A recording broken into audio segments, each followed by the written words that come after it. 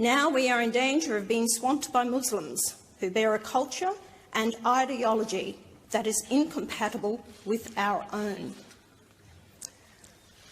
I love my country, culture and way of life.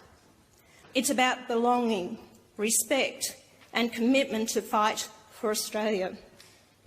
This will never be traded or given up for the mantras of diversity or tolerance. Tolerance has to be shown by those who come to this country for a new way of life. If you are not prepared to become Australian and give this country your undivided loyalty, obey our laws, respect our culture and way of life, then I suggest you go back where you came from. Australia is predominantly a Christian country, but our government is secular. Our constitution prevents governments from imposing religious rule and teachings. The separation of church and state has become an essential component of our way of life, and anything that threatens that separation threatens our freedom. Why then has Islam and its teachings has had such an impact on Australia like no other religion?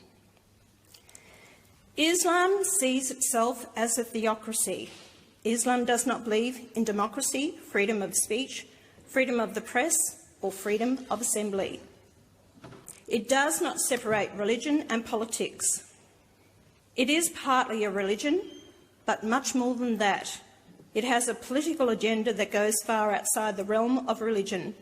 It regulates Muslims' social and domestic life, their legal system and politics, their total life.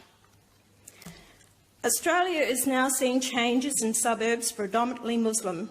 Tolerance towards other Australians is no longer the case. Our lower courts are disrespected and prisons have become breeding grounds for Muslims to radicalise inmates.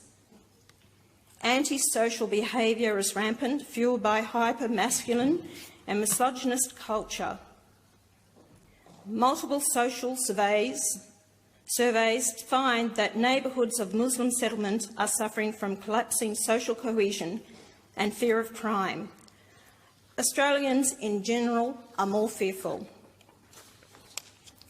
Terrorism is not only seen around the world, but is now a part of our society, with Muslim refugees involved in the Lint cafe siege, the Curtis Chang murder in Sydney, and the stabbing of the 2 police officers in Melbourne. The Grand Mufti and other Muslim leaders are deafening with their silence or lack of sympathy. Radicalisation is happening on our streets, suburbs, in mosques, yet our leaders continue to tell us to be tolerant and embrace the good Muslims. But how should we tell the difference? There is no sign saying good Muslim or bad Muslim. How many lives will be lost or destroyed trying to determine who is good and who is bad? Muslims want to see Sharia law introduced in Australia. This law is the totalitarian civil code, which prescribes harsh feudal rules imposed on everything, firstly for Muslims, later from everyone. As long as Islam is considered a religion, Sharia conflicts will with our secular state. Australians have given their lives protecting this great land from foreign takeover. I can guarantee most didn't want to go to war, but knew it was their duty to ensure their loved ones lived in peace, but more importantly, they fought for freedom. I warn this government and future governments, you never miss the water till the well runs dry. Welfare is not a right. Unless you are aged or sick, it is a privilege paid for by hard-working Australians.